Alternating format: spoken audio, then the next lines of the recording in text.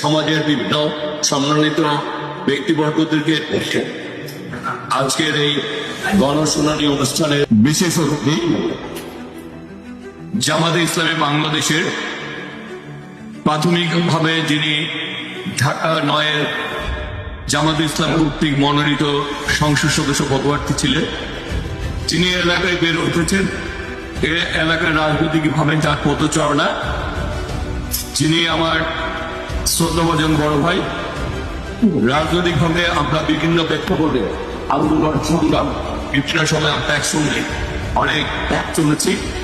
আজকেও আমরা দেশ গঠনে সরকারি দল বিরোধী হয়ে এই দেশকে এগিয়ে নেওয়ার জন্য কাজ করছি। আমার সেই শ্রদ্ধাভাজন বড় ভাই জনাব কবির আহমেদ।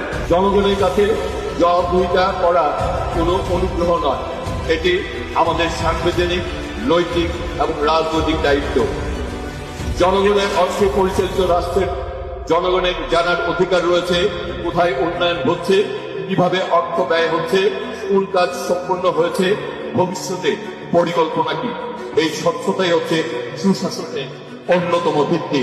বাংলাদেশ জাতীয়তাবাদী দলের রাষ্ট্র সংস্কারের একটি দফার মূল দর্শনই হল এমন একটি রাষ্ট্র ব্যবস্থা প্রতিষ্ঠা করা যেখানে জনগণ হবে সকল সিদ্ধান্তের কেন্দ্রবিন্দু। আমরা বিশ্বাস করি জনগণ শুধু ভোটার নয়, জনগণই হচ্ছে রাষ্ট্র পরিচালনার প্রকৃত অংশীদার।